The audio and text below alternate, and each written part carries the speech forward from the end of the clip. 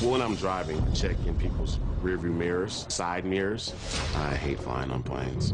Yeah, if I can avoid it, I'll avoid it. I'm worried about it because I'm scared to death.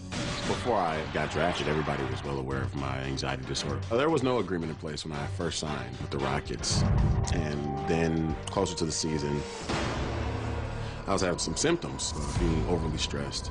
And my family practitioner said, hey, we gotta call a stop to this. I haven't played in a game yet for the Rockets. In order for me to play again, I would like to see the Rockets in the NBA put a mental health protocol in place. The Rockets have suspended me because I refuse to provide services. You have people who send me death threats and people who tell me to kill myself. I'll continue to stand for the truth and what I believe is right. Mental health needs to be addressed in the NBA, period.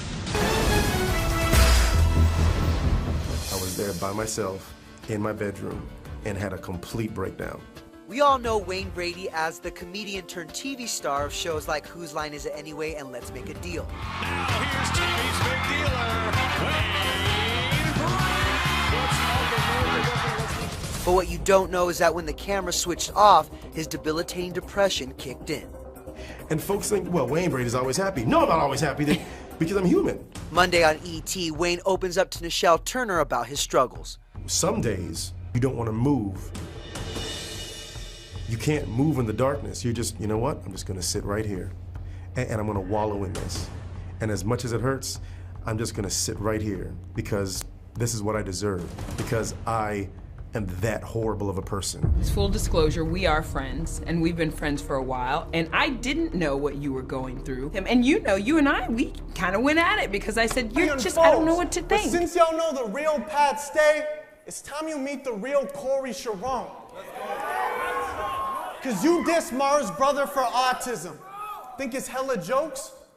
Well, I was diagnosed with a form of autism when I was 12 years old, nonverbal learning disability.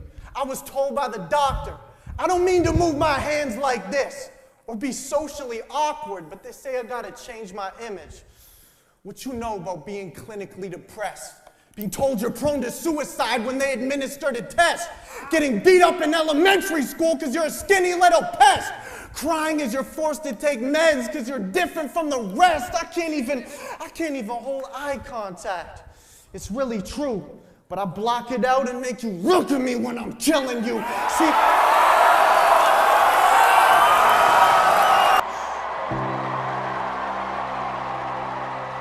You got this.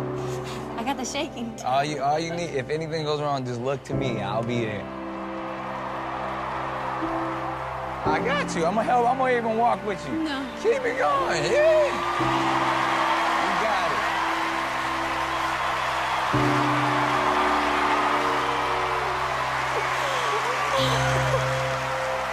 Hi. Hi. What's your name? I'm Anna. Hi. Denning. How old are you, Anna? I'm 20 years old. And what do you do for a living? I don't have a job right now, but that has to do with my situation and stuff, so. What's your situation? I suffer from anxiety and depression disorder, so about like 2 or 3 months ago, I was bedridden and I hadn't left my house in a couple months. When I was 14, I was diagnosed with an anxiety disorder. I suffered from a lot of panic attacks. I couldn't leave my house most days. I couldn't leave my room.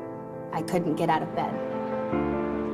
It felt like my mind had given up on me. I didn't see a future. I just didn't want to be here anymore. And you start to, question your ability as a parent. You can't do anything. You can't make it better. To see my little girl.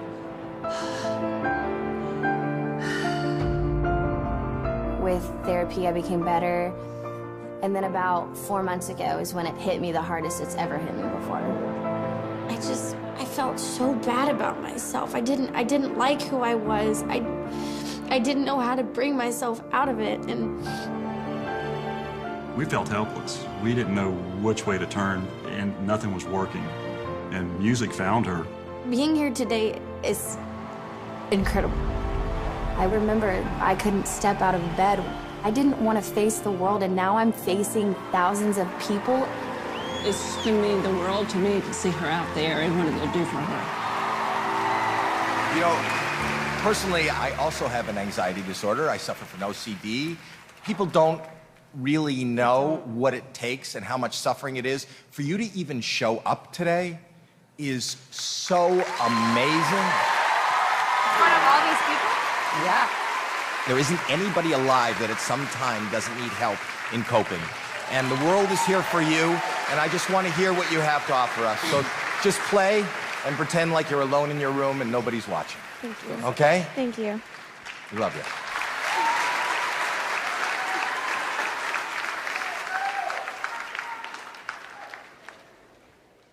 Here we go. Here we go.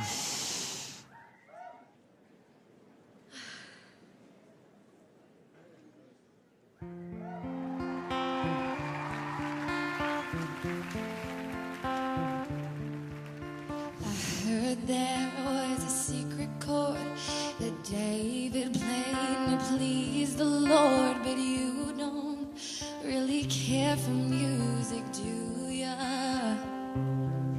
Well, it goes like this: the fourth, the fifth, the minor fall, and the major lift. A baffled king composing hallelujah. Amazing voice. You should be proud, guys. Strong, but she needed proof. You saw her bathing on the roof. Her beauty in the moonlight overthrew ya. Well, she tied you to the kitchen chair. She broke your throne and she cut your hair. From your lips she drew the hallelujah.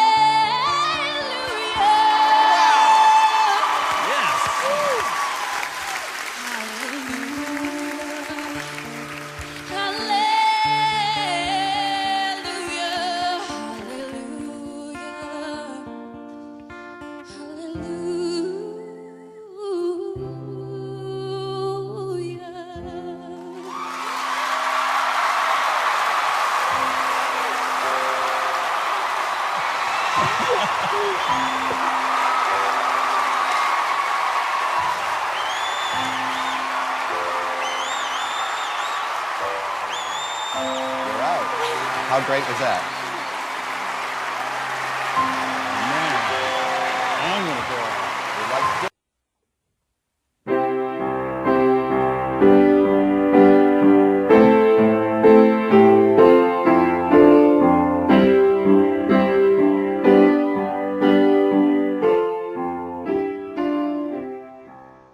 When I find myself in times of trouble, Mother Mary comes to me, speaking words of wisdom, let it be. And in my hour of darkness, she is standing right in front of me, speaking words of wisdom, let it be. Let it be, let it be, let it be, let it be. Whisper words of wisdom, let it be. And when the broken-hearted people living in the world agree, there will be an answer, let it be. For though they may be parted, there is still a chance that they will see. There will be an answer, let it be. Let it be, let it be, let it be, let it be. Yeah, there will